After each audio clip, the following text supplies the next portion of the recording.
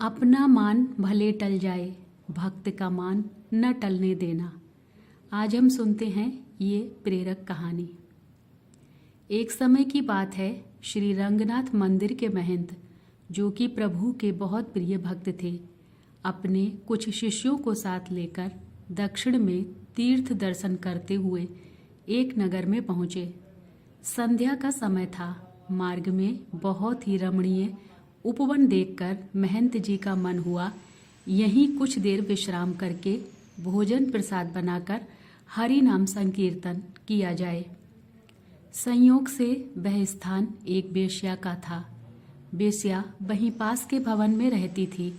महंत जी और उनके शिष्यों को इस बात का पता नहीं था कि जिस जगह पर वह रुके हैं, विश्राम व भोजन प्रसादी कर रहे हैं, वो स्थान एक वेश्या का है।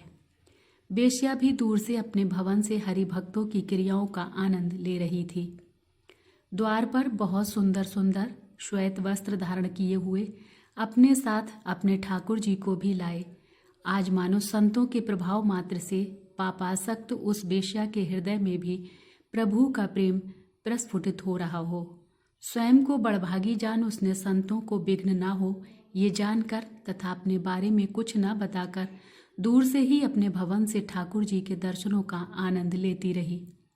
जब सभी संतों का भोजन प्रसाद व संकीर्तन समाप्त हुआ तो अंत में वह वेश्या ने एक थाल में बहुत सारी स्वर्ण मुद्राएं लेकर महंत जी के समक्ष प्रस्तुत की और महंत जी को प्रणाम किया व बताया कि ये स्थान मेरा है, मैं यहाँ की मालकिन हूँ।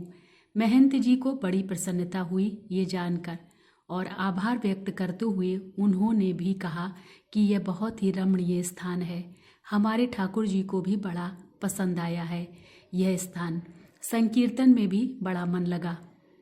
अब वेश्या ने वो स्वर्ण से भरा हुआ थाल महंत जी की सेवा में प्रस्तुत किया।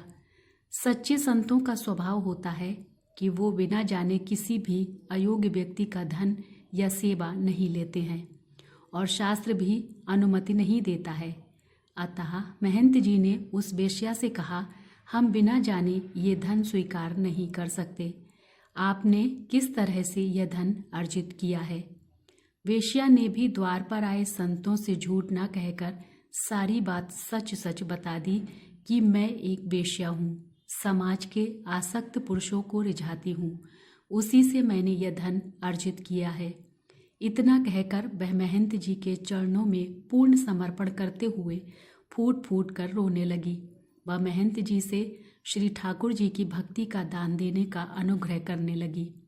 महंत जी को भी दया आई उसके इस अनुग्रह पर, लेकिन वे बड़े धर्म संकट में पड़ गए।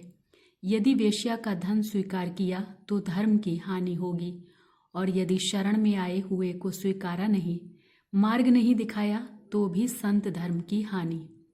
अब महंत जी ने अपने रंगनाथ जी का ध्यान किया और उन्हीं को साक्षी कर वेश्या के सामने शर्त रखी और कहा, हम तो ये धन स्वीकार नहीं कर सकते।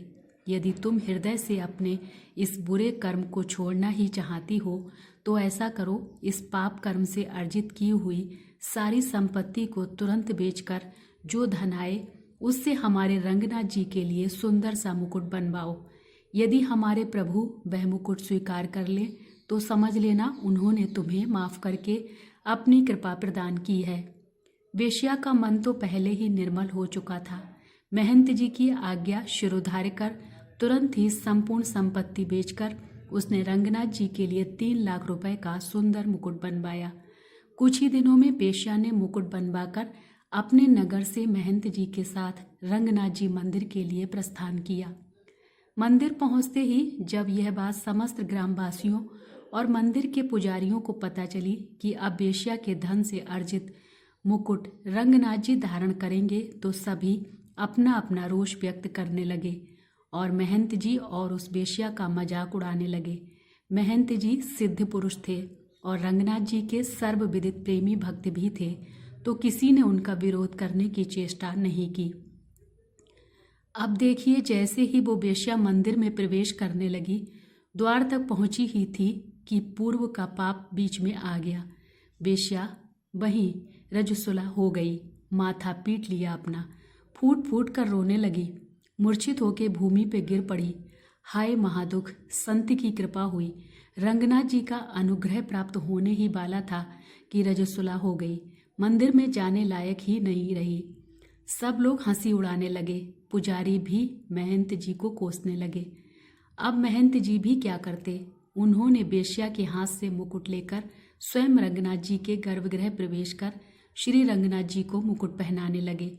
इधर महंत जी बार बार मुकुट प्रभु के मस्तक पर धराएं और रंग जी धारण ही ना करें। मुकुट बार बार रंगनाथ जी के मस्तक से गिर जाए। अब तो महंत जी भी निराश हो गए, सोचने लगे हमसे ही बहुत बड़ा अपराध हुआ है। शायद प्रभु ने उस बेश्या को स्वीकार नहीं किया, इसलिए ठाकुर जी मुकुट धारण नहीं कर रहे हैं। अपने भक्त को निराश देखकर रंगनाथ जी से रहा नहीं गया। अपने श्री विग्रह से ही बोल पड़े, बाबा आप निराश मत हो, हमने तो उसी दिन उस बेश्या को स्वीकार कर लिया था जिस दिन आपने उसे आश्वासन देकर हमारे लिए मुकुट बनवाने को कहा था। महंत जी बोले, प्रभु जब स्वीकार ही कर लिया है तो फिर उस बेचारी का लाया हुआ मुकुट धारण क्यों नहीं कर रहे हैं। रंगनाथ जी बोले, मुकुट तो हम उसी बेश्या के हाथ से धारण करेंगे, इतने प्रेम से लाई है तो पहनेंगे भी उसी के हाथ से।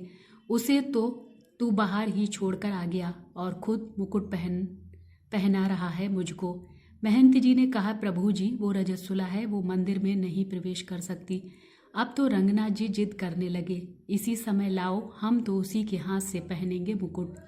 मंदिर के समस्त पुजारियों ने प्रभु की ये आज्ञा सुन दांतों तले उंगलियां दबा ली। सब विस्मित से हो गए। संपूर्ण मंदिर में हाहाकार मच गया। जिसने सुना वो अचंभित हो गया। रंगनाथ जी की आज्ञा को शिरोधार्य कर सैकड़ों लोगों की उपस्थिति में उस बेश्या को सम्मानपूर्वक मंदिर में प्रवेश करवाया गया। अपने हाथों से बेश्या रंगनाथ जी को मुकुट धारण कराने लगी। नैनों से अविरल अश्रु की धाराएं बह रही थीं। कितनी अद्भुत दशा हुई होगी, जरा सोचो।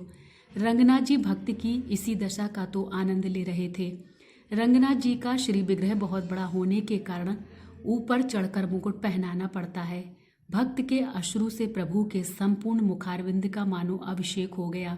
बेश्या के मुख से शब्द नहीं निकल रहे, नैन अविरल अश्रु बहा रहे हैं। अवर्णीय दशा है। आज रंगनाथ जी ने उस प्रेम स्वरूप भेंट स्वीकार करने हेतु अपना मस्तक नीचे झुका दिया और मुकुट धारण कर उस बेश्या को वो पद प्रदान किया जिसके लिए बड़े बड़े देवता, संत, महात्मा हजारों वर्षों तक अनुष्ठान करते हैं, पर उन महाप्रभु का अनुग्रह प्राप्त करने में असमर्थ रहते हैं। कोटि कोटि बंधन है ऐसे संत को जो उस अन अधिकारी बेश्या पर अनुग्रह कर श्री गोविंद के चरणों का अनुसरण करवाया। वास्तव में प्रभु का ये ही शाश्वत सत्य स्वरूप है। सिर्फ और सिर्फ प्रेम से ही रीझते हैं। लाख जतन कर लो, हजारों नियम कायदे बना लो, परंतु यदि भावपूर्ण भक्ति नहीं है तो सब व्यर्थ है। दीनदयाल करुणानिधान प्रभु तक जब किसी भक्त की करुण पुकार पहुंचती है तो अपने आप को रोक नहीं पाते और दौड़े चले आते हैं निज भक्त के पास। प्रभु तो स्वयं प्रेम की डोरी में स्वयं बंधने के लिए तत्पर रहते हैं, परंतु उन्हें निश्चल प्रेम में बांधने वाला कोई बिरला ही होता है। जय श्री कृष्णा। राधे राधे।